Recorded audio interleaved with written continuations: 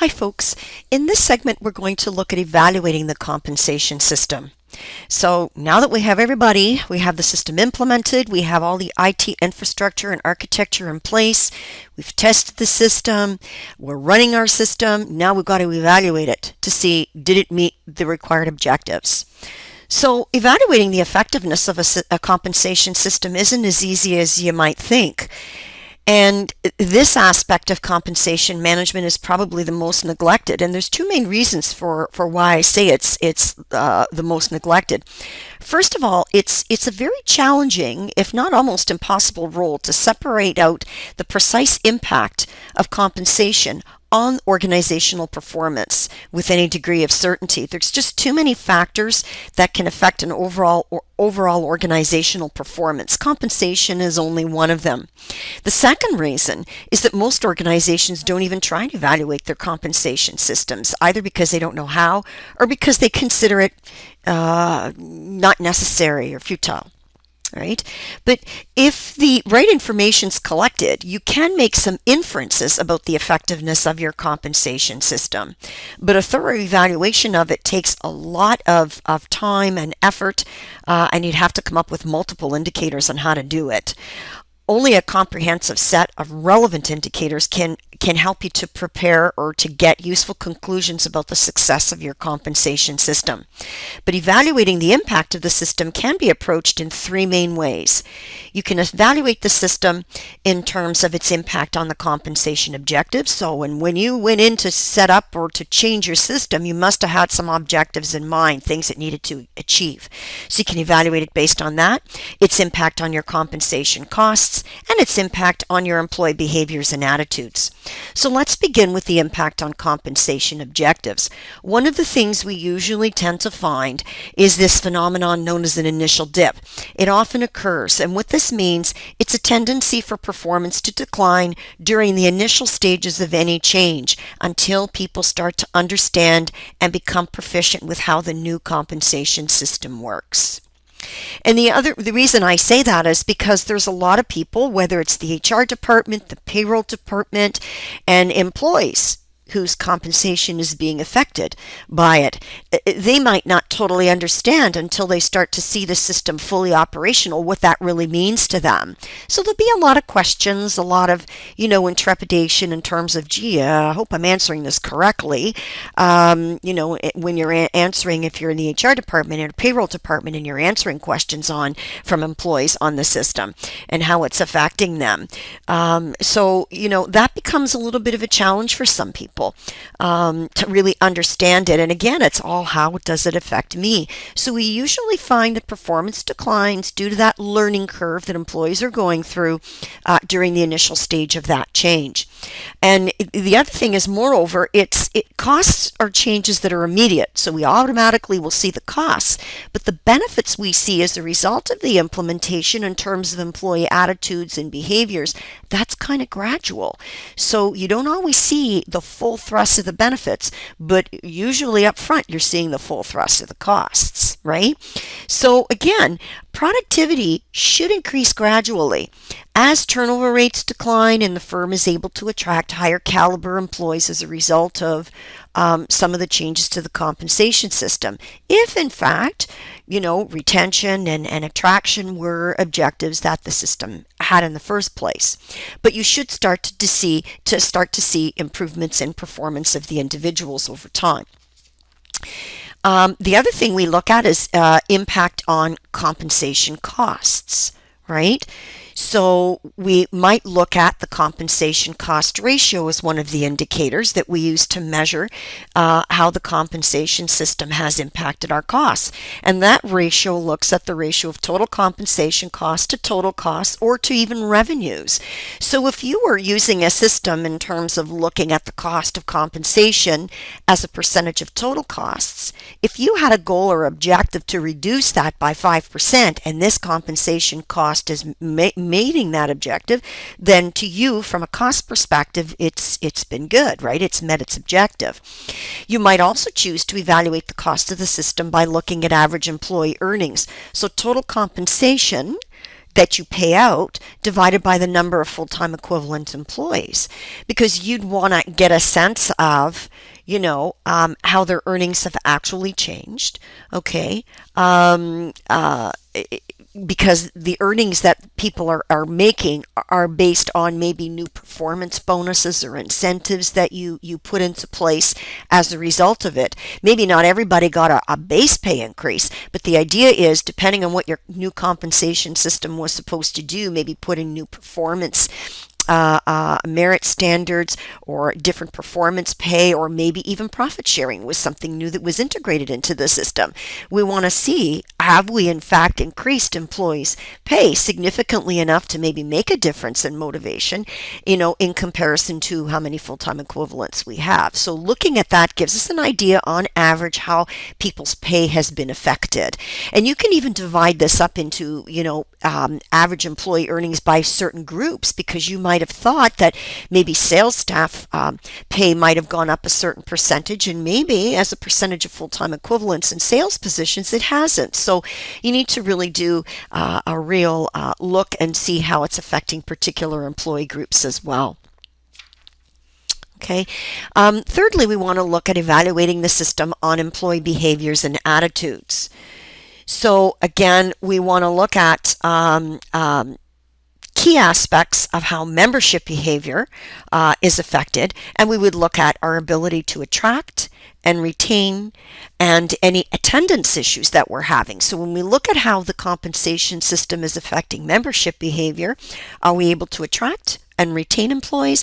And what about attendance? Are people coming to work? Are we experiencing increased absenteeism? That might be a sign that, people are out there interviewing, for other jobs, or they're just not performing as well and taking more time off because they feel that the compensation system has let them down, right? So one of the main indicators of something like retention when we're trying to assess membership behavior could be turnover. Right? Some types of turnover are more serious than others. You might need to look at, is turnover spread across employees performing at different levels of performance, or is it mainly high performance employees who are quitting? Is turnover concentrated in certain departments or units? And the reasons for the turnover are important as well. So these are things that we might be able to ascertain in terms of the impact the compensation system has on membership behavior, through exit interviews with employees. But we definitely need to get to the bottom of that. All right. We might want to look also at task behavior and any changes on task behavior that the new compensation system has had. And when we look at task behavior, we're thinking specifically on the job. Has the quantity and the quality of the work improved? Has employee productivity improved? You'd have to have certain measures in place in order to know if employees are still as committed to the tasks at hand, and you'd have to determine did the compensation system have a role in that. When we look at citizenship behavior and the impact the compensation system might have had on that, it is hard to monitor and measure that, but you could get feedback from your customers on employees who are going above and beyond. So clearly, if they're going above and beyond, we'd like to think that the compensation system, as we've implemented it, has had a positive impact on how employees view their job, and are they willing to go the extra distance for the customer. So we could look at that, talking to our customers to get feedback on employee performance as an indicator of citizenship behavior. We could survey our employees to find out their attitudes toward the job. Has it changed as a result of the new system? So we can look at things like job satisfaction, worker motivation, as we measure employee engagement. So a lot of companies might launch employee engagement surveys, and this could be something that we could measure. We could ask employees, subsequent to the implementation of the system, now that it's been up and running for a while, what is your attitude towards your job? Are you more motivated? What has it done? Right? And again, attitudes toward the compensation system also need to be considered as part of evaluating the compensation system. How satisfied are people now with their base pay, with their benefits? Do they think that the compensation system is being administered fairly? From a merit perspective, do they feel that their bonuses are accurately reflected through this new compensation system? Do they think the bonus system is fair? Do they think it's being administered fairly by managers? that kind of thing. That's always important in order to determine whether or not people's attitudes toward the compensation system are positive or not. Okay, the other thing we'll want to do is we'll want to monitor some of the changes in circumstances that might affect our need to adapt the compensation system. So we might need to look at legislative or tax changes and the impact that might have in telling the compensation gurus that we might need to start making changes. So what about pay equity legislation if that changes? We might need to look at how that changes our approach to job evaluation, or we might need to review our job evaluation system. We might also want to look at any changes in the labor market. Are there specific labor shortages? We can't attract particular people, so maybe we need to pay them a little bit more, and we need to reflect that in our compensation system moving forward. Sometimes technical jobs, we might need to pay technical premiums. It might need to happen if we do have jobs in short supply. We also need to look at any way that our competitive environment has changed. We talked about this much earlier in an earlier video on this chapter when we talked about looking at or keeping information on labor market data and a competitor pay information as we come across it. So if there's been any change in the competitive environment, how will that change our compensation system? And also looking at socioeconomic changes, things such as general economic changes. If the economy becomes more buoyant, then maybe to start focusing strictly on pay increases to attract people isn't going to cut it at the end of the day. Maybe you need to focus more on intrinsic motivators and things that people look for in, say, benefit plans in order to get to attract and retain them. There might be changes in demographics in the workforce.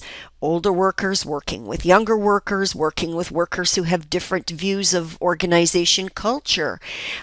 So you might need to look a little bit through socioeconomic changes to how that changes your benefit plan.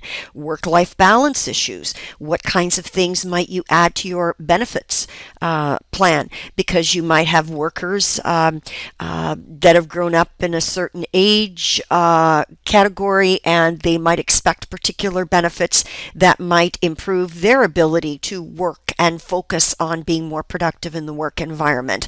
So things that might impact work-life balance for workers at different stages of their life cycle in the job or in the organization, or just strictly based on age, might affect how you implement or what you implement in terms of changes to your compensation system. In this socioeconomic or all of these changes, these are all external. But what about some internal circumstances that might change? You might decide that you want to change your managerial strategy. You might want to go from a more human relations to a more high involvement. You might decide you want to implement profit sharing if you didn't already have it as a result of that move to high involvement. So that will change. Changes in the workforce. Again, diversity. It might mean that you need to, if your goal is to hire more people from a diverse background, you might need to look at changing your benefit plan. Changes in your financial circumstances. What if your ability to pay decreases? What if you find your industry is going through some major changes and you might have to spend more money to improve your business plans? What impact might that have on compensation? You might need to change the types of people you hire. You might decide that you want to divest from a certain business and need to let go of people, but maybe some of those people might be able to work in a different area of your business. So you need to consider those kinds of things. And sometimes when we're looking at changes in the workforce and in our financial circumstances and even managerial strategy, we might decide that we might need to change our organizational structure. So if we decided, for example, we need to go to a flatter organization, that might mean that there might not be as much opportunity to climb up an organizational hierarchy. We might find that people have what I call spiral career paths, where they might be going to a job at the same level in their organization. So they might be working across their job grade. So if you're in a job grade 6, you might not be able to be promoted to an 8. You might go to a job grade 6 in another department that can use your skill set. So Again, it might take you longer to go through or go up a hierarchy.